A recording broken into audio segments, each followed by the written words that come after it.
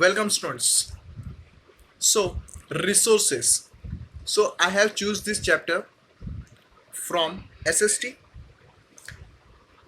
So everything available in a environment which can be used to satisfy our needs provided it is technically accessible, economically feasible and culturally acceptable can be termed as resource. Okay, so this is a bookish language. I will inform you in your own language. So resources means what, वो चीज जो आपकी ज़रूरतों को satisfy करने के लिए use की जाती है. फॉर एग्जाम्पल, अगर आप कोई चीज़ चाहते हो, आप कोई चीज़ करना चाहते हो, तो आपके पास रिसोर्स होना चाहिए. ठीक है, जैसे आपको खाना है तो आपके पास फूड होना चाहिए. If you need food, you need grains. आपको ग्रेन्स चाहिए, आपको फूड के लिए, खाने के लिए चीज़ें चाहिए. अगर आपको प्यास लगी है, आपको पानी चाहिए. So water, food, this all are the resources जो हमारी नीड को सेटिस्फाई करते हैं. सिमिलरली वो टेक्निकली असेसेबल भी होना चाहिए. ऐसा नहीं कि हाँ कह रहे हैं कि हाँ यार वो चीज़ रिसोर्स है बट वो टेक्निकली असेसेबल नहीं है. स्पिरिचुअली थिंग्स, जो चीज़ें स्पिरिचुअल है, जो चीज़ें बोलते हैं कि हाँ भगवान मदद करेगा बट टेक्निकली प्रूफ नहीं हो सकता है. ठीक है, तो आप भगवान को रिसोर्स नहीं कह सकते. इकोनॉमिकली फिजिबल भी होना चाहिए, यानी कि वो चीज़ें जो हम लोग इजीली परचेज कर सकते हैं, हमारे बजट में आती हो और हमारे नीड को सेटिस्फाई करती हो. ठीक है, तो अब आपकी ज़रूरत अगर ज्वेलरी है पर ज्वेलरी महंगी होती है तो फिजिबल है क्या? नहीं.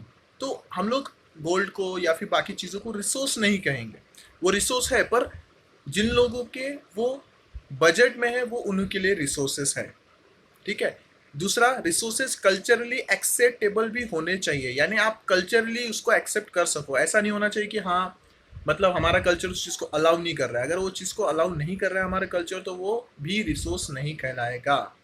ठीक है, जैसे फॉर एग्जांपल जो लोग मटन चिकन खा सकते हैं तो मुस्लिम्स के कल्चर उसे अलाउ करते हैं, हिंदू के कल्चर उसे अलाउ नहीं करते हैं. तो मटन ये फूड का रिसोर्स हो सकता है but not for Hindu, only for Muslims. ठीक है, फॉर क्रिश्चियंस ऑल्सो. ठीक है, तो इस तरह की चीज़ें होती है कि आपकी कल्चर ने भी अलाउ करना चाहिए, इकोनॉमिकली आपके बजट में होना चाहिए, टेक्निकली वो असेसेबल होना चाहिए, तो ही वो रिसोर्स कहलाएगा.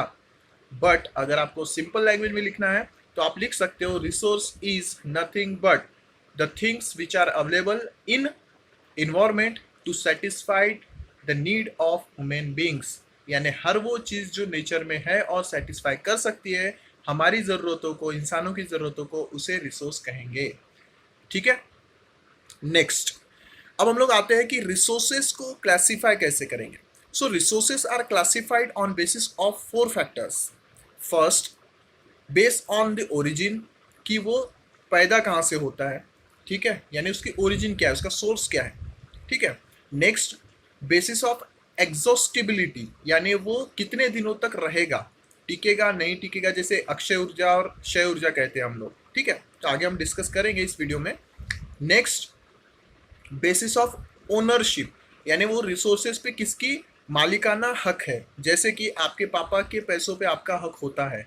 ठीक है, so it was a joke but वो रिसोर्स है. फूड आपके लिए पैसों का रिसोर्स कौन है? आपके पापा है. ठीक है, तो ओनरशिप भी एक चीज़ आती है कि जो चीज़ आपकी है आपके लिए वो रिसोर्स है. आप उस चीज़ को खरीद सकते हो, बेच सकते हो, उससे पैसे कमा सकते हो, उससे चीज़ें ले सकते हो. So it is consider as resources. And then आती है basis of status of development. अब स्टेटस ऑफ डेवलपमेंट के हिसाब से भी कुछ रिसोर्सेस कंसिडर किए जाते हैं, तो आगे के स्लाइड्स में मैं आपको वो एक्सप्लेन करता हूँ, आगे वीडियो में मैं बताता हूँ आपको. ठीक है, तो ऑन बेसिस ऑफ ओरिजिन. अब जब मैं ओरिजिन की बात कर रहा हूँ तो यहाँ पे 2 तरह की ओरिजिन आएगी. ओरिजिन मीन्स की शुरुआत से. ठीक है, मतलब कहाँ से शुरुआत हुई थी? पृथ्वी की शुरुआत हुई थी, मतलब स्टार्टिंग से. जब हम लोग देखते हैं कि बायोटिक और अबायोटिक थिंग्स पृथ्वी पे अवेलेबल हैं. ठीक है, in our environment there are 2 type of things, first is biotic and second is abiotic. और ये तब से है जब से पृथ्वी बनी है. ठीक है, मीन्स अर्थ के एग्जिस्टेंस से ये चीज़ अवेलेबल है. तो बायोटिक यानी कौन सी चीज़ें? बायोटिक यानी वो चीज़ें जो कि सांस ले सकती है, which are living things just like our ourselves, ठीक है। तो ह्यूमन बींग्स की तरह जो भी चीज़ें हैं जो कि एग्जिस्ट कर रही है एंड वो बहुत पहले से है और वो जिंदा है, मतलब जिंदा फॉर्म में जितने भी रिसोर्सेस अवेलेबल है उसे हम कहेंगे बायोटिक, ठीक है। अबायोटिक में यानी वो रिसोर्सेज जो कि मृत फॉर्म में है, जो कि जिंदा नहीं है। द नॉन लिविंग थिंग्स जो भी प्रेजेंट है in our environment this will be called as abiotic, ठीक है। Living things biotic, non living things abiotic resources. पर कहाँ पे? वो पृथ्वी पे अवेलेबल कब से है, ठीक है। तो ये बहुत पहले से है, फ्रॉम द ओरिजिन, ठीक है, तब से है। इस वजह से on the basis of origin biotic और नॉन बायोटिक यानी कि अबायोटिक को हम लोगों ने क्राइटेरिया किया है। तो यहाँ पे डेफिनेशन देख लेते हैं। बुकिश लैंग्वेज की जो डेफिनेशन है, from this are obtain from the biosphere and have a life such as human beings. मतलब जो बायोस्फीयर में पाया जाता है, बायोस्फीयर यानी देखो स्फीयर हमारे जो एटमोस्फियर है, एक्चुअली जो हमारा पृथ्वी है उस पर 3 स्फीयर है। पहला लिथोस्फीयर, दूसरा हाइड्रोस्फीयर लैंड वाला हमारा, और तीसरा एटमोस्फियर जो कि हम लोग गैस कहते हैं, ठीक है। तो हम लोग के ये जो हाइड्रोस्फीयर, लिथोस्फीयर, बायोस्फीयर है, उस एटमोस्फियर है, उस टोटल इसको हम लोग बायोस्फीयर कहते हैं, ठीक है। यानी पूरी चीज़, सारे स्पीयर्स बायोस्फीयर्स में आते हैं। तो उस बायोस्फीयर में जो भी चीज़ें जिंदा है, सांस लेती है और वो हमारे लिए एज अ सोर्स काम कर सकती है, उसे हम कहेंगे बायोटिक रिसोर्सेस, ठीक है। फिर चाहे वो फिशेस हो या फिर कोई भी चीज़ जो हमको खाने के लिए मिल जाए पेड़ों से, फ्रूट्स हो या फिर कुछ और भी चीज़, मतलब जो जिंदा है, जिसमें आत्मा है, मतलब हम लोग उसको यूज़ कर सकते हैं, ठीक है। तो वो हमारे लिए रिसोर्स हो गए, ठीक है। अब आते हैं हम लोग अबायोटिक पे। Abiotic this those all things which composed of non-living things is called abiotic. abiotic यानी composed है, नॉन लिविंग थिंग्स है बट वो कंपोज फॉर्म में बना हुआ है। जैसे फॉर एग्जांपल कई सालों पहले भूकंप आया और कोई चीज़ वहाँ पे फंस गई, जैसे फिश हो, मछली हो, इंसान हो, पेड़ पौधे हो, पर वो as a in form of sources हम लोग यूज़ कर रहे हैं। जैसे फॉर एग्जांपल कोल, उसके बाद मेटल्स, ये क्या है, ज़मीन के अंदर दबा हुआ था, ठीक है, और वो हम लोग यूज़ कर रहे हैं, बट ये जिंदा है नहीं, ये जिंदा नहीं है। ये क्या है? ये नॉन लिविंग थिंग्स है और इस वजह से हम लोग इसको क्या कहेंगे? अबायोटिक रिसोर्स कहेंगे। बट ये हमारी यूजफुल है। मेटल से हम लोग कुछ भी बना सकते हैं, हम लोग गाड़ी बना सकते हैं, हम लोग मेटल्स की चीज़ों से खाने की चीज़ें बना सकते हैं, थाली बना सकते हैं, चम्मच बना सकते हैं, एरोप्लेन बना सकते हैं, सारी चीज़ें बना सकते हैं, ठीक है। तो इस तरह से हो गया बायोटिक और अबायोटिक। बायोटिक यानी जिंदा चीज़ें और अबायोटिक यानी नॉन लिविंग थिंग्स जो कि एटमोस्फियर में प्रेजेंट है। अब नेक्स्ट आते हैं हम लोग ऑन बेसिस ऑफ एग्जिस्टिबिलिटी, यानी वो कितने दिन तक टिकेगी। जो चीज़ें ज़्यादा दिन तक टिकती है या फिर जो चीज़ें हम लोग यूज़ कर सकते हैं, ठीक है, बार बार यूज़ कर सकते हैं, तो इस बेसिस पे हम लोग क्या करेंगे? कैटेगराइज करेंगे उसकी एग्जिस्टेबिलिटी के, मतलब वो कब तक टिकेगी उसके हिसाब से। तो यहाँ पे 2 कैटेगरी आती है, पहली रिन्यूएबल रिसोर्सेस और दूसरे नॉन रिन्यूएबल रिसोर्सेस। इसके बारे में बहुत कुछ आपने पढ़ा होगा, पहले भी 9th क्लास में भी पढ़ा होगा, 8th क्लास में भी पढ़ा होगा। तो रिन्यूएबल रिसोर्सेस क्या है? Renewable resources are those resources which gives you unlimited amount of energy और वो कभी एग्जॉस्ट नहीं होंगे। यानी रिन्यूएबल वो रिसोर्सेस है, वो कभी खत्म नहीं होंगे। अक्षय ऊर्जा इसको मराठी में हम लोग कहेंगे, हिंदी में भी अक्षय ऊर्जा कहेंगे। बुकिश लैंग्वेज की डेफिनेशन देखें तो ये कहते हैं the resources which can be renewed और reproduced by physical, chemical, mechanical process is known as renewable और रिप्लेसेबल रिसोर्स। तो ये बुकिश लैंग्वेज वाली है हमारी डेफिनेशन। बट यहाँ पे क्या होगा कि रिन्यूएबल रिसोर्सेस वो रिसोर्सेस रहेंगे जिसको हम लोग क्या कर सकते हैं? बार बार यूज़ कर सकते हैं, उसको हम लोग बना सकते हैं, उसको हम लोग यूज़ कर सकते हैं नंबर ऑफ टाइम्स। तो इसीलिए इसको हम लोग बोलेंगे रिन्यूएबल रिसोर्सेस। अगर ये मान लो कि फिजिकल फॉर्म में है तो उसको केमिकल फॉर्म में, केमिकल फॉर्म में तो उसको मैकेनिकल फॉर्म में कन्वर्ट कर करके हम लोग उसको यूज़ करते हैं। जैसे कि पवन चक्की, ठीक है, विंड मिल जिसको हम लोग कहेंगे। तो विंड मिल क्या होता है? विंड मिल हवा को, यानी हवा की जो एनर्जी है, the speed of the air, it is converted into mechanical energy and mechanical energy converted into electrical energy and it gives us electrical energy. So there is a conversion of the energy in form of from what? Air or wind to the electrical energy. यानी renewable resources ऐसा नहीं कि वो pure form में, वो converted form में भी रह सकता है। यानी कि हम रिन्यूएबल रिसोर्सेस को यानी कि अक्षय ऊर्जा को अपने यूटिलाइजेशन के लिए कन्वर्ट करके यूज कर सकते हैं मैकेनिकली, केमिकली और फिजिकली। क्लियर? ओके, सो यहाँ पे एग्जाम्पल दिए गए हैं, जो बुक में आपको एग्जाम्पल दिए वो दिए है कि solar energy, wind energy, forest, water and wild life. So यहाँ पे देखो फॉरेस्ट जो है वो क्यों रिन्यूएबल रिसोर्सेज में आए, बिकॉज पेड़ों को हम लगा सकते हैं, अगर पेड़ मर भी गए तो भी उसको हम लगा सकते हैं। ठीक है, पेड़ों को काट भी दिया गया तो फिर से हम उसको लगा सकते हैं। हाँ भले वो थोड़ा टाइम लेगा बट फिर से हम उस चीज़ को बना सकते हैं, पेड़ को वापस पैदा किया जा सकता है। So it is consider as renewable resource of energy. Wildlife का भी सेम है कि अगर आप वाइल्ड लाइफ मतलब अगर कोई जानवर मर गया तो उसके ऑफस्प्रिंग्स यानी कि उसके बेबीज जो रहेंगे वो भी बाद में फिर उसकी जगह ले सकते हैं। सो दे आर रिन्यूएबल और रिप्लेसेबल, यानी उसकी जगह उसके ऑफस्प्रिंग्स ले लेते हैं, और इसीलिए इसको रिन्यूएबल एनर्जी सोर्सेस में कंसिडर किया गया है। ठीक है स्टूडेंट्स, नेक्स्ट आते हैं हम लोग नॉन रिन्यूएबल एनर्जी सोर्सेस। तो रिन्यूएबल एनर्जी सोर्सेज जो थे उसी के उल्टे फॉर्म को हम लोग नॉन रिन्यूएबल एनर्जी सोर्सेस कहेंगे। उल्टा form in the sense, renewable energy source क्या था, वो चेंज हो सकता था, वो रिप्लेस हो सकता था, उसे हम लोग यूज कर सकते थे। नॉन रिन्यूएबल एनर्जी सोर्स क्या है, एक बार यूज करो फिर यूज नहीं आएगा, just like your use and throw pen. एक बार आपने लिख लिया उसको फेंक दो, इसीलिए उसको लिखो फेंको कहते हैं, means use and throw. Renewable energy sources are the same, वो भी क्या है, उसको आप यूज कर लो तो उसके बाद उसको रिकवर नहीं कर सकते, वापस उसको पैदा नहीं कर सकते, फिर से नहीं बना सकते, वो सिर्फ हमारे पास एक बार है। ठीक है, आप चाहे उसको जैसे भी यूज करो, वो एक बार यूज करने के बाद वापस कन्वर्ट नहीं होगा। जैसे हमारा रिन्यूएबल हो पा रहा था, जैसे कि पेड़ लगाया, काट दिया भी, उसको यूज कर लिया, फिर से आप पेड़ लगा के फिर से पैदा कर सकते हो। पर कभी देखा है कि गैस सिलेंडर से आपने यूज कर लिया फिर खाली होने के बाद भी फिर से बन जाए? नहीं, हमको नया गैस सिलेंडर लेना पड़ता है। ऑयल सेम वही है कि पेट्रोल आपने चला लिया, पेट्रोल जलाने के बाद फिर से पेट्रोल आता है क्या? नहीं, आपको फिर से पेट्रोल भरने के लिए जाना पड़ता है पेट्रोल पंप पे। कोल का भी सेम है, कोल की एक बार आपने जला करके एनर्जी को यूज कर लिया, हीट को यूज कर लिया, गर्मी यूज कर ली, तो आप उस कोल को फिर से क्या नहीं कर सकते हो, फिर से उसको राख से कोल नहीं बना सकते। न्यूक्लियर एनर्जी भी नॉन रिन्यूएबल एनर्जी सोर्सेस में आता है, because nuclear is giving us the tremendous amount of energy but still it is a non renewable energy sources because it is found in a nature in limited form. और nucleus जो है यानी कि हम लोग यूरेनियम बोलो या फिर रेडियम बोलो, ये ऐसे जो न्यूक्लियर रिएक्टेंट्स है वो बहुत कम अमाउंट में, बहुत लिमिटेड अमाउंट में प्रोवाइडेड है। हाँ, पर इतना है कि वो हम लोग बहुत सालों तो यूज़ कर सकते हैं, बट एक ना एक दिन वो ख़त्म हो जाएगा, और इसीलिए इसको कैटेगरी में रखा गया है नॉन रिन्यूएबल एनर्जी सोर्सेस के। ठीक है स्टूडेंट्स, अब यहाँ पे हम लोग बुकिश लैंग्वेज के बारे में बात करते हैं। तो this occurs over the long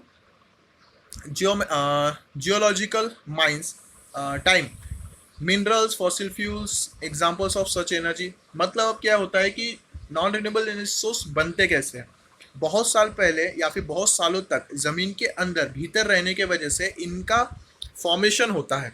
मतलब जैसे मान लो कि कहीं पे दानावल आ गया, दानावल का मतलब होता है कि आग, जंगल में आग लग गई। जैसे अभी कहाँ पे लगी थी, अमेजोन में। तो अमेजोन में जंगल की आग लगी थी, कुछ लकड़ियाँ जल गई, हो सकता है कि उस टाइम पे वो लकड़ियाँ दब गई हो ज़मीन के अंदर, और कुछ लाख साल बाद जब उसको खोदा जाएगा अमेजोन की जगह को, तो वहाँ से हो सकता है कोयला निकले। सेम गैस का भी है, सेम न्यूक्लियर का भी है, सेम ऑयल का भी है। जब पुरानी चीज़ें दब जाती है ज़मीन के अंदर, वो बन जाती है फॉसिल, और उससे मिलता है हमको फ्यूल, और इसीलिए उसको कहते हैं हम फॉसिल फ्यूल। ठीक है, तो ये सारी चीज़ें जो है वो नॉन रिन्यूएबल एनर्जी सोर्सेस में आती है, बाय नेचर ही हमको ऑब्टेन मिलती है, बट वो एक लिमिटेड अमाउंट में है, और वो एक बार ख़त्म होगी तो वापस नहीं आएगी। नेक्स्ट चलते हैं हम लोग ऑन बेसिस ऑफ ओनरशिप। तो कोई भी चीज़ है तो उसको ओनरशिप के हिसाब से भी हम डिवाइड कर सकते हैं। किसको हम ओनरशिप के साथ हिसाब से डिवाइड कर रहे हैं, यहाँ पे हम लोग रिसोर्सेज को ओनरशिप के हिसाब से। जैसे इंडिविजुअल रिसोर्स, यानी सिर्फ मेरा, किसी और का वो रिसोर्स नहीं है। जैसे हमारे यहाँ पे होता है ना पानी का पंप, मेरे घर में है तो वो सिर्फ मैं यूज़ करूँगा, कोई और यूज़ नहीं करेगा, तो इंडिविजुअल वाला हो गया। उसके बाद आते हैं कम्युनिटी ओन रिसोर्स, उसके बाद आता है इंटरनेशनल रिसोर्स, और फिर नेशनल रिसोर्सेस। चलो एक एक करके देखते हैं इसको। पहला, इंडिविजुअल रिसोर्सेस। अब इंडिविजुअल रिसोर्सेस कौन से रिसोर्सेस होंगे, वो रिसोर्सेस जो या तो मैंने खुद खरीदा है, या फिर गवर्नमेंट से मैंने परचेस कर लिया, या फिर लीज पे लिया। देखो लीज पे भी लेते हैं कुछ लोग, ठीक है, तो वो भी इंडिविजुअल रिसोर्स में होता है, क्योंकि वो एक वैलिडिटी तक हमारे भी है, उसके बाद हमको गवर्नमेंट को रिटर्न करनी होती है। तो कुछ चीज़ें गवर्नमेंट से ओन करते हैं, या फिर कुछ चीज़ें हमारी होती है, या फिर हम किसी और से खरीदते हैं जिस पे मालिकाना हक सिर्फ मेरा है, उस चीज़ को सिर्फ मैं यूज़ कर सकता हूँ, ऐसी चीज़ को इंडिविजुअल रिसोर्सेज कहेंगे. These are also known as the private or the individuals. Many farmers own the land which is allotted to them by the government against the payment of revenue. मतलब कुछ लोग क्या करते हैं, ज़मीन खरीदते हैं और उस ज़मीन पे जो भी पैदावार होती है उसका पूरा का पूरा मालिकाना हक किसका होता है, उस फार्मर का होता है. ठीक है. जैसे मान लो कि अगर आपके यहाँ खेत है तो वो आपकी इंडिविजुअल प्रॉपर्टी है, उस खेत में से जो भी चीज़ निकलेगा वो आपका होगा. ठीक है. उस पर कोई दूसरा क्लेम नहीं कर सकता, उस पर नेशन भी क्लेम नहीं कर सकता, उस पर कोई और क्लेम नहीं कर सकता, वो सिर्फ आपका है. तो इंडिविजुअल प्रॉपर्टी जिसको हम कहेंगे या फिर खुद की जो मालिकाना हक बोलेंगे उसी को इंडिविजुअल रिसोर्स कहेंगे. और इस रिसोर्स को यूज करने का हक सिर्फ इंडिविजुअल पर्सन को होता है, बाकी कोई उस पर हक नहीं जता सकता, ना उसको यूज कर सकता है. Next, in villages there are the people with land owners ownership but they are many who are landless. तो कुछ विलेजेस जो होते हैं वहाँ पे लोगों के पास, कुछ के पास होती है लैंड बट कुछ के पास नहीं होती है.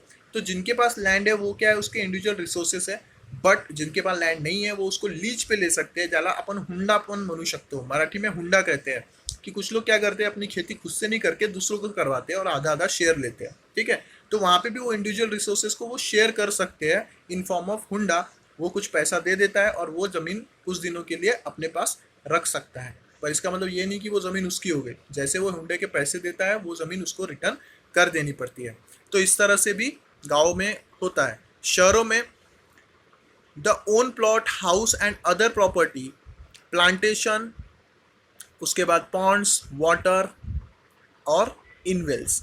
तो जितने भी चीज़ें हैं, जैसे फॉर एग्जांपल मैं शहरों में रह रहा हूँ, गांव का देखा हमने एग्जांपल की खेत के लिए कोई ज़मीन हम लोग हुंडा पे दे सकते. शहरों में क्या होता है कि आपने प्लॉट है, प्रॉपर्टी है या कुछ चीज़ है, आपने उसको किराए पे लगाया, उसकी ओनरशिप क्या है, वो आपकी है. उससे जो किराया आ रहा है, रेवेन्यू जनरेट हो रहा है, वो आपका मिल रहा है. यानी ये भी क्या इंडिविजुअल रिसोर्स है. एक तरह की लैंड अगर है तो उसके ऊपर आपने घर बनाया, किराए पे दे दिया, तो उसको आपसे उससे आपको पैसे आ रहे हैं. तो ये इंडिविजुअल रिसोर्स है ऑफ मनी. तो रिसोर्स का मतलब वही होता है कि जो आपकी नीड को सेटिस्फाई करने के लिए चीज़ें प्रोवाइड करें. तो लैंड से आपने क्या किया, घर खड़ा किया, घर पे आपने खुद भी रह रहे हो और आपने क्या किया, उस चीज़ को रेंट पे दिया, रेंट से आपको पैसे आ रहे हैं. ठीक है. उसके अलावा अगर आपने कोई पॉन्ड बना दिया उस जगह पे, उसके अंदर फिशरीज कर रहे हो आप, उसके अंदर मछली पालन कर रहे हो, तो वो भी आपको प्रॉपर्टी हो जाती है. बट वो इंडिविजुअल रहेगी क्योंकि वो आपकी ज़मीन पे है. दूसरा, अगर आपके घर में, यहाँ पे देखो इनर वेल लिखा हुआ है, तो अगर आपके घर में कोई वेल है, जैसे आपकी ज़मीन में कोई कुआं है, तो उसका पानी का हक आपका होगा. आप किसी को पानी दो मत दो, वो आपके ऊपर है, उसके ऊपर कोई क्लेम नहीं कर सकता, वो टोटली आपकी प्रॉपर्टी है. ठीक है. Next, community own resources. अब देखो, आपने सोचा होगा कि इंडिविजुअल रिसोर्सेज में सिर्फ मालिकाना खुद का होता है. कम्युनिटी में क्या होता है, कम्युनिटी ओन रिसोर्स में क्या होता है कि उसमें बहुत सारे लोग, एक पर्टिकुलर कम्युनिटी की वो जगह होती है और उसमें वो पर्टिकुलर कम्युनिटी का हर एक व्यक्ति जा सकता है. जैसे फॉर एग्जांपल हम लोग मंदिर की बात करेंगे तो मंदिर में हर हिंदू आदमी जा सकता है, विदाउट हेजिटेशन वो जाता है. उसके बाद अगर हम मस्जिद की बात करेंगे तो मुस्लिम्स जा सकते हैं वहाँ पे. तो ये क्या है, कम्युनिटी ओन्ड है. ठीक है. तो मंदिर लोग बनाते हैं, एक मंदिर का ट्रस्ट होता है, वो बनाते हैं और उसमें कोई भी जा सकता है, उसको यूज़ कर सकता है. उसी तरह कब्रिस्तान हो गए, स्कूल्स हो गए, उसके बाद पार्क हो गए, उसके बाद ग्राउंड हो गया. ठीक है. पिकनिक स्पॉट्स हो गए, ये कम्युनिटी ओन्ड होते हैं. यानी कि यहाँ पे कोई भी जाकर अपना मतलब मतलब गुजर बसर कर सकता है या फिर वहाँ पे जा सकता है. उसको जाने की अथॉरिटी, उसको किसी की परमिशन की ज़रूरत नहीं है, और अगर परमिशन लेनी भी पड़ती है तो बहुत मतलब इजीली मिल जाती है. ठीक है. तो ये इंडिविजुअल ओन टाइप का नहीं है, ये कम्युनिटी वाला है. यानी उस पूरे एक कम्युनिटी को ये चीज़ अलॉट की गई है. जैसे कब्रिस्तान है तो वो अलॉट किया गया है, मशान घाट अलॉट किया गया है, लोग वहाँ जाते हैं और अपना मतलब दाह संस्कार का काम करते हैं. ठीक है. तो ये कम्युनिटीली ओन्ड होता है. और ये रिसोर्सेस, अब देखो आप कहोगे कि सर इसमें रिसोर्स कहाँ से, इसमें से पैसे कहाँ से आ रहे हैं या फिर इससे एनर्जी कहाँ से मिल रही है. हर चीज़ एनर्जी पैसा नहीं होती. रिसोर्स इन द सेंस उनको लैंड चाहिए थी ज़मीन में दफनाने के लिए, क्योंकि जैसे रिसोर्स की डेफिनेशन है कि आपकी नीड को सेटिस्फाई करने के लिए. ठीक है. टेक्निकली और कल्चरली भी. तो यहाँ पे कल्चर का पार्ट आता है. ठीक है. यहाँ पे रिसोर्स कौन से फॉर्म में, कल्चर वाले फॉर्म में, कि यहाँ पे ज़मीन कहते हैं ना 2 गज ज़मीन चाहिए होती है दफनाने के लिए, तो ये प्रोवाइड की जाती है बाय कम्युनिटी. तो इसी वजह से ये रिसोर्स में काउंट किया जा रहा है. ठीक है. चलो अब बुकिश लैंग्वेज के बारे में बात करते हैं. तो there is a resources which are accessible to all the member of the community village common. ठीक है, तो आप किसी जगह पे रह रहे हो तो उस जगह के लोगों के लिए असेसेबल होती है, जैसे लाइब्रेरी हो गई हमारे लिए, या फिर हम लोग शादी का हॉल जो रहता है वो भी कम्युनिटी हॉल जिसको हम कहेंगे, तो वो सारी चीज़ें भी हो सकती है। कब्रिस्तान हो सकता है, उसके बाद मशान घाट हो सकता है, उसके बाद मंदिर हो सकते हैं, लंगर हो सकते हैं। ठीक है, लंगर में ऐसा नहीं कि भैया तू हिंदू है तो तू आ, मुस्लिम है तो नहीं, जो आता है उसको लंगर मिलता है। तो ये सारी चीज़ें क्या होती है, कम्युनिटीज ओन्ड रिसोर्स होते हैं। ठीक है, जिसे कम्युनिटी चलाती है और जिसका यूज़ कम्युनिटी पूरी तरह से कर सकती है। Next, national resources. अब नेशनल रिसोर्सेस कौन से हैं? तो नेशनल रिसोर्सेस वो है जो कि नेशनली हमको गिवन है और उस पर पूरी तरह से देश का हक होता है। ठीक है, चलो अब इसको थोड़ा सा विस्तार में बात करेंगे। तो पहले बुकिश लैंग्वेज देख लेते हैं हम लोग, क्या लिखा है यहाँ पे, technically all the resources being a national resource. मतलब भले ही आपकी प्रॉपर्टी क्यों ना हो, कम्युनिटी की प्रॉपर्टी क्यों ना हो, होता वो नेशनल रिसोर्स ही है। यानी अगर ज़रूरत है सरकार को तो वो आपकी ज़मीन ले सकती है काम के लिए। जैसे आपने देखा होगा कि हाईवेज जब बनते हैं तो जो जिन लोगों के खेत में से हाईवे जा रहे होते हैं या फिर ट्रांसमिशन टावर डालने होते हैं इलेक्ट्रिसिटी के, हाँ, लाइन लेनी होती है, तो उनको पैसे दे करके वो या फिर उसको एवज में ज़मीन दे करके या फिर जॉब दे करके क्या किया जाता है, उसको कंपनसेट कर दिया जाता है। पर गवर्नमेंट को जो ज़मीन चाहिए होती है वो उसको मतलब कोई नहीं रोक सकता, गवर्नमेंट को लेने का हक है। ठीक है, तो ये नेशनल रिसोर्स है, जो भी चीज़ इंडिया में है वो सारे की सारी इंडियन गवर्नमेंट की है और वो नेशनल रिसोर्स है। ठीक है, दूसरी चीज़, अब वो नेशनल रिसोर्स है तो जैसे कम्युनिटी रिसोर्स क्या थी, वो सारी कम्युनिटी की थी, तो वैसे ही नेशनल रिसोर्स क्या होते हैं, नेशनल रिसोर्सेज सारे के सारे नेशन के लोगों की होती है। जैसे मैं अगर इंडियन हूँ तो इंडिया की हर चीज़ जो कि गवर्नमेंट से रिलेटेड है वो सारी चीज़ मैं यूज़ कर सकता हूँ, उस पर अपना हक जता सकता हूँ। जैसे गवर्नमेंट की जॉब, गवर्नमेंट की बस, गवर्नमेंट का एरोप्लेन, गवर्नमेंट का एयरपोर्ट, गवर्नमेंट के रास्ते, सारी चीज़ों पे मैं अपना हक रख सकता हूँ और मुझे वहाँ पे कोई रोक टोक नहीं होगा। हाँ, थोड़े बहुत मुझे, जैसे मैंने यहाँ पे टोल प्लाजा का एग्जांपल दिया है, वहाँ पे मुझे यूज़ करने के लिए थोड़े टैक्स भरने पड़ते हैं। जैसे हम लोग सब लोग टैक्स भरते हैं, लैंड का टैक्स, वाटर का टैक्स, सभी टैक्स हम लोग पे करते हैं। वैसे जब मुझे रोड यूज़ करना है, हाईवे यूज़ करना है एक स्टेट से दूसरे स्टेट, तो मुझे वहाँ पे टोल देना पड़ता है। ठीक है, तो ये नेशनल रिसोर्स यूज़ करने के छोटे मोटे चार्जेस होते हैं जो गवर्नमेंट लेती है। तो जितने भी चीज़ें हैं जो नेशनली हम लोग को यूज़ करने को मिलती है, जैसे रोड हो गया, एयरपोर्ट हो गया, ट्रेन हो गया, देन उसके बाद कॉमन व्हीकल्स जो रहते हैं हम लोग के लिए, जैसे बसेस हो गई, ठीक है, उसके बाद मेट्रो हो गया, ये सारे नेशनल रिसोर्सेस में आते हैं। ठीक है, अब देखो आगे क्या लिखा है, the community has a legal power to acquire even the private property and public goods. You might have seen that the road, canal, airport, railway being the constructed in the field owned by the individuals। जैसे मैंने example दिया कि जैसे जो अभी नागठाना है, वर्धा में अगर नागठाना की बात करूँ तो वहाँ से एक हाईवे जा रहा है और वो हाईवे में जितने भी लोगों की ज़मीन आई वो सारे लोगों को कुछ पैसे दे करके उस ज़मीन को खरीद लिया गया और उस पर हाईवे का कंस्ट्रक्शन शुरू कर दिया गया। तो इसी तरह से गवर्नमेंट जब कोई चीज़ लेती है आपसे, इंडिविजुअल रिसोर्स को छीनती है या फिर कहेंगे कि लेती है, तो वो कंपनसेशन के फॉर्म में कुछ आपको देकर जाती है। ऐसे आपको ऐसा नहीं कि निकाल देंगे, ऐसा कुछ नहीं होता है। ठीक है, तो ये नेशनल रिसोर्स में, हर रिसोर्स नेशनल रिसोर्स में आता है। All the minerals, water resource, forest, wild life, land with in the politically boundary, जितना भी हमारा पॉलिटिकल और ओशन बाउंड्री है उतने में आने वाली हर चीज़ 22 न्यूटिकल माइल यानी कि 22 किलोमीटर के अंदर जितनी भी चीज़ है, यानी समुंदर के किनारे से 22 किलोमीटर के अंदर जितना भी चीज़ है वो सब कुछ नेशनल रिसोर्स में आएगा, नेशनल रिसोर्स में आएगा। यानी वो देश की प्रॉपर्टी है। जैसे फिशिंग जो को करते हैं तो वो 22 किलोमीटर के अंदर ही कर सकते हो, उसके बाहर अगर जाओगे तो आप दूसरे देश की सीमा में पहुंच जाओगे या फिर अपने देश की सीमा को पार कर दोगे। ठीक है, तो इस तरह की चीज़ें होती है। जैसे कि लद्दाख है, लद्दाख और चाइना का भी वॉर चल रहा है तो वो उसी वजह से चल रहा है, बिकॉज पॉलिटिकली हमारी जो बाउंड्रीज हैं हम वहाँ पे खड़े हैं और चाइना भी वहाँ पे खड़ा है। ठीक है, तो वहाँ के रिसोर्सेज हम यूज़ करेंगे ना कि चाइना यूज़ करेगा। तो नेशनल रिसोर्स जब होते हैं तो वहाँ पे नेशंस के बीच में टकराव हो सकते हैं कि नहीं ये मेरे नेशनल रिसोर्स है और दूसरा नेशन बोल सकता है कि ये उसके नेचुरल रिसोर्सेज है। ठीक है, नेक्स्ट देखते हैं हम लोग इंटरनेशनल रिसोर्सेज। अब इंटरनेशनल रिसोर्सेज कौन से? इंटरनेशनल रिसोर्सेज यानी वो जिसपे सारे दुनिया का हक होता है या फिर जिसपे किसी भी देश का हक नहीं होता। ठीक है, दो तरह से समझ सकते हैं हम इसको। इंटरनेशनल रिसोर्स यानी एक तो जिसपे सभी का हक होता है, ठीक है, दुनिया में कोई भी ऐसा आदमी नहीं है जिसका हक उस पर नहीं है। जैसे कि इंटरनेशनल रिसोर्स यानी कौन से रिसोर्स हो सकते हैं जिस पे पूरे दुनिया का हक है। दूसरा, वो चीज़ें जिस पे किसी का हक नहीं है वो भी इंटरनेशनल रिसोर्स रहेगा। जैसे कि अब मैं आपको एग्जांपल देता हूँ, पहले बुक वाला देख लेते हैं। There are international institution which are regulate some resources, the ocean resources beyond 200 nautical miles यानी कि एक्सक्लूसिवली इकोनॉमिक जोन। ठीक है, being open ocean and no individual country can utilize this without the concurrence of the international institution।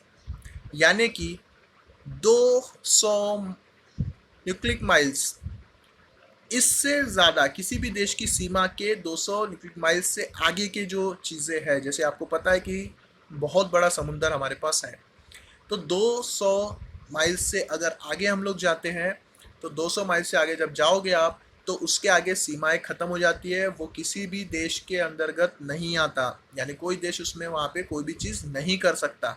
अगर उसको वो चीज़ करनी है तो आपको क्या करना पड़ेगा, आपको इंटरनेशनल इंस्टीट्यूशन से परमिशन लेनी पड़ेगी कि हम वहाँ जाना चाहते हैं और आप लोगों की कोई मतलब उस पर रुकावट नहीं है, या फिर आपको परमिशन देनी पड़ेगी, परमिशन लेनी पड़ेगी। ठीक है, अगर आप कोई चीज़ करना चाहते हो, जैसे खोज करना चाहते हो, ज़मीन में जाना चाहते हो, पानी के अंदर उतरना चाहते हो, ये सब चीज़ें आपको परमिशन लेनी पड़ती है। इसके अलावा जो यहाँ पे नहीं दिया है मैं बताता हूँ आप लोगों को, कुछ चीज़ें होती है जो इंटरनेशनल रिसोर्स है, जैसे कि हमारा मून, वो इंटरनेशनल रिसोर्स है। सारी दुनिया एक दूसरे से कंसर्न करके डिसाइड करती है कि हम किस जगह पे मून पे जा सकते हैं। कोई आपको रोक नहीं सकता कि आप इस पार्ट पे जाओ या फिर उस पार्ट पे जाओ मून के। इंडिया पहली कंट्री है जिन्होंने साउथर्न रीजन पे मून पे सैटेलाइट भेजा था, जो कि विक्रम नाम से सैटेलाइट था, जो कि अनसक्सेसफुल हुआ। ऑलमोस्ट 2 सेकंड की वजह से उसका सिग्नल टूट गया। तो इंडिया साउथर्न रीजन पे गया, जाकि पूरी दुनिया नॉर्थर्न रीजन पे उस पर रिसर्च कर रही है और इंडिया साउथर्न रीजन पे जा। तो जो मून है हमारा, पृथ्वी का जो मून है, उस पर सभी का हक है। ठीक है, तो उस पर इंटरनेशनली आप कोई भी काम कर सकते हो, रिसर्च कर सकते हो और उस पर कोई आपको ऑब्जेक्शन नहीं दे सकता। हाँ, थोड़ा सा अगर मतलब सैटेलाइट्स के थोड़े प्रॉब्लम्स होते हैं तो उसके लिए आपको परमिशन और डेट्स लेनी पड़ती है, उसके अलावा बाकी कोई भी प्रॉब्लम आपको नहीं होता। तो ये सभी चीज़ें इंटरनेशनल रिसोर्स में आती है। जैसे कि हमारा चंद्रमा इंटरनेशनल रिसोर्स है, हमारा ओशन 22 माइल्स 200 माइल्स के आगे का, वो भी नेशनल इंटरनेशनल रिसोर्स में कंसिडर होता है। ठीक है, अब आते हैं हम लोग basic of status of development.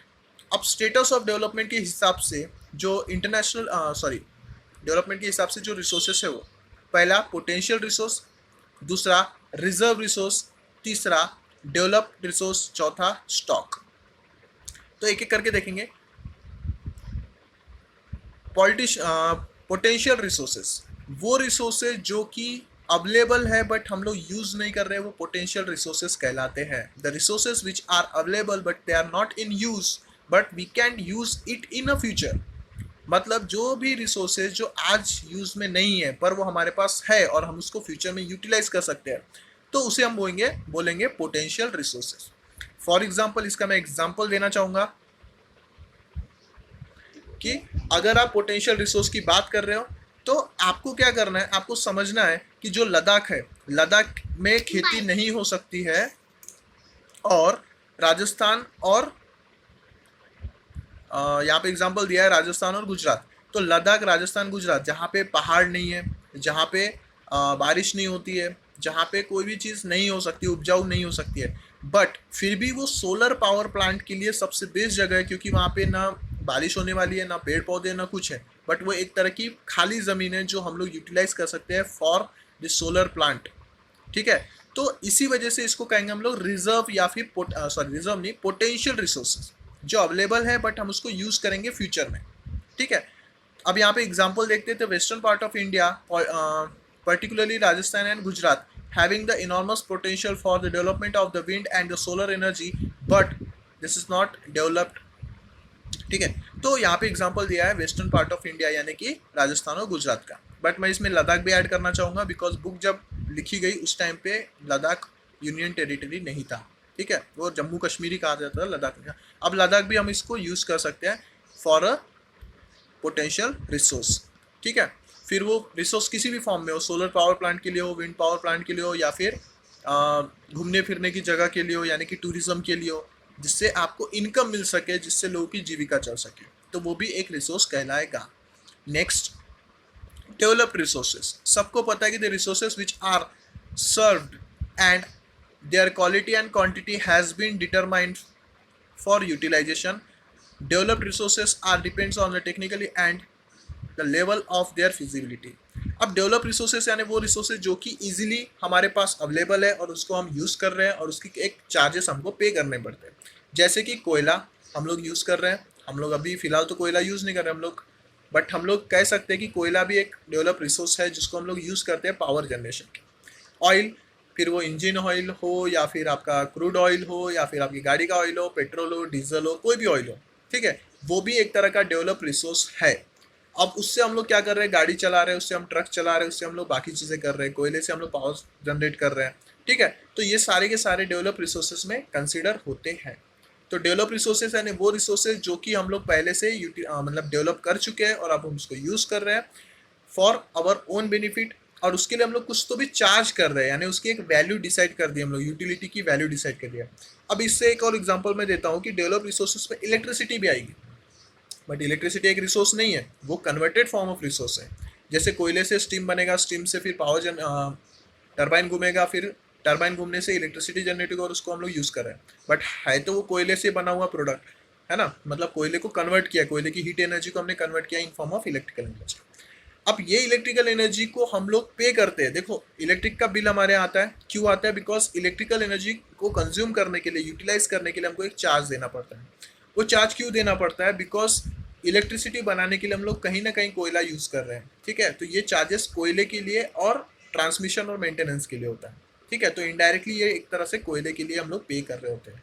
Utility का एक यूनिट डिसाइड होता है, एक चार्ज डिसाइड होता है कि इतना इतना पावर अगर आप यूज़ करते हो आपको इतना इतना बिल आएगा। तो ये सारी चीज़ें कब होती है? जब आपका रिसोर्स डेवलप्ड है। जैसे पेट्रोल के रेट कम ज़्यादा होते रहते हैं, तो वो भी एक डेवलप रिसोर्सेस है, तो उसके लिए आपको कुछ ना कुछ अमाउंट पे करना पड़ता है। तो पर्टिकुलर क्वांटिटी के लिए, पर्टिकुलर क्वालिटी के लिए आपको कुछ अमाउंट पे करना पड़ता है, यूटिलाइज करने के लिए कुछ चार्जेस देने पड़ते हैं, वो सिर्फ होता है डेवलप्ड रिसोर्सेज में। तो हर वो रिसोर्स जो कि यूज़ हो रहा है और उसके लिए आप क्या कर रहे हो, कुछ पैसे पे कर रहे हो, वो डेवलप रिसोर्स में कंसिडर होगा, ठीक है। नेक्स्ट आते हैं स्टॉक। स्टॉक यानी वो रिसोर्सेज जो कि हमारे पास अवेलेबल है पर हमको पता नहीं कि उसको हम यूज़ कैसे कर सकते हैं, ठीक है। हम यूज़ कैसे कर सकते हैं वो पता है, पर उसको यूज़ करेंगे कैसे, हमारे पास टेक्निकली वो चीज़ अवेलेबल नहीं है। जैसे मैंने रिसोर्स की डेफिनेशन में बताया कि आपको टेक्निकली वो असेसेबल होनी चाहिए, ठीक है, उसका फिजिबल होना चाहिए और कल्चरल उसको एक्सेप्ट करना चाहिए। तो ये टेक्निकली अभी तक असेसेबल नहीं है। जैसे कि हाइड्रोजन फ्यूल सेल कार्स, ठीक है, ये टेक्निकली अभी तक एक्सेप्ट नहीं हो पाया बिकॉज वो चीज़ हमको नहीं आई है कि कार को कैसे हम लोग हाइड्रोजन सेल पे चलाएं। हाइड्रोजन सेल पे रिसर्च चल रहा है। तो ऐसी चीज़ें जो अवेलेबल है बट अभी तक हम उसको यूज़ करना सीखे नहीं है, वो सब हमारा स्टॉक रिसोर्सेस में कंसिडर होगा। यानी हमारे पास है पर हम उसको यूटिलाइज करना अभी तक सीखे नहीं है, हमको टेक्निकली नहीं पता है कि उसको यूटिलाइज करे कैसे, या फिर अभी तक उतने अच्छे से डेवलप नहीं हुए, एडवांस नहीं हुए कि हम उसको यूज़ कर पाए, ठीक है, for day to day life और फॉर जनरल पर्पस। अब हाइड्रोजन की बात करूँ तो यहाँ पे एक और चीज़ आ जाती है कि हाइड्रोजन को तो हम लोग यूज़ कर रहे हैं फॉर अ फ्यूल सेल। दूसरा, अगर आपको पता हो कि रॉकेट में, अब देखो यहाँ से जब आप जाते हो, रॉकेट मतलब इंसानों को भेजा जाता है चंद्रमा पे या फिर कहीं और, तो वहाँ पे क्या होता है कि वहाँ पे जब जाया जाता है तो उस जगह पे पानी नहीं ले जा सकते बिकॉज वो ख़राब हो जाएगा। तो होता क्या है कि हाइड्रोजन फ्यूल को यूज़ किया जाता है। हाइड्रोजन जलता है क्योंकि वो जल सकता है, हाइड्रोजन जल सकता है, तो उसकी इस क्वालिटी को यूज़ किया जाता है, हाइड्रोजन फ्यूल यूज़ किया जाता है। और इन प्रेजेंस ऑफ ऑक्सीजन वो जलता है क्योंकि कोई भी चीज़ जलने के लिए ऑक्सीजन चाहिए होता है। तो हाइड्रोजन प्लस ऑक्सीजन बन जाता है वहाँ पे वाटर, H2O, और फिर वहाँ पे पीने के लिए उनको पानी मिलता है, किसको? एस्ट्रोनॉट्स को, जो कि रह रहे हैं। तो हाइड्रोजन फ्यूल क्या है? हमारे लिए बहुत ही काम की चीज़ है। यानी अगर हम उसको जलाएंगे तो उसका वेस्ट प्रोडक्ट नहीं निकलेगा, और वेस्ट प्रोडक्ट क्या निकलेगा? पानी, जो कि हमको जीने के लिए ज़रूरी है।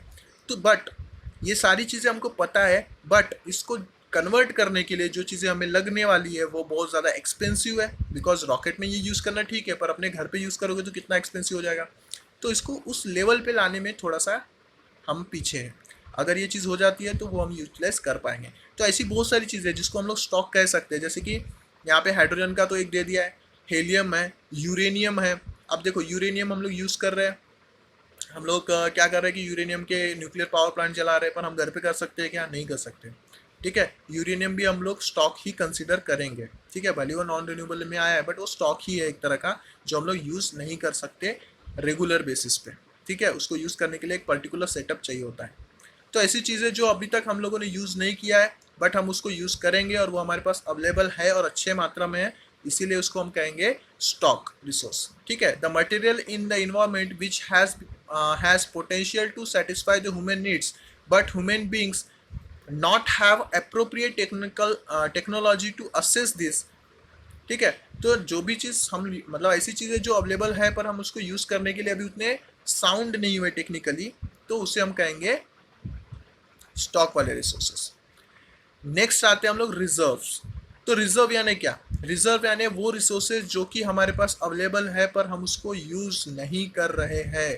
ठीक है, उस लेवल पे यूज नहीं कर रहे जिस लेवल पे हमको यूज करना चाहिए। जैसे फॉर एग्जांपल हम लोग हाइड्रो पावर स्टेशन जो है वो सिर्फ बरसात के दिनों में जब ओवरफ्लूड होता है तभी यूज करते हैं। हम नॉर्मली यूज कर सकते हैं हाइड्रो पावर स्टेशन, पर उसको यूज करते नहीं है, वो हमारे लिए रिजर्व रखा हुआ है।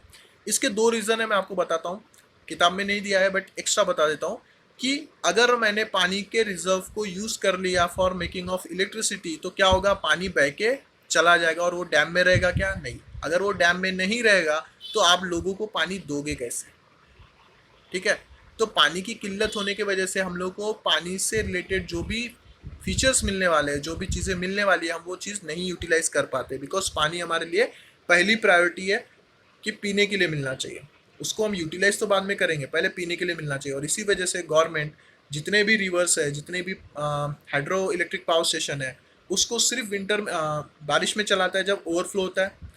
नॉर्मल कंडीशन में उसको नहीं चलाते हैं, तो वो हमारे लिए रिजर्व है। अगर ऐसी कंडीशन आती है कि हमको चलाना पड़े तो हम उसको चलाएंगे, बट वो हम लोगों ने रोक के रखा हुआ है। ठीक है, यानी ये स्टॉक नहीं है, ये रिजर्व है। रिजर्व मतलब वो चीज़ चालू है बट उसको हम लोगों ने रोक के रखी है, जब ज़रूरत पड़ेगी तो हम यूज़ कर लेंगे। और स्टॉक का मतलब है कि हमारे पास है पर हमको करना नहीं आता। देखो, रिजर्व और स्टॉक में फ़र्क है।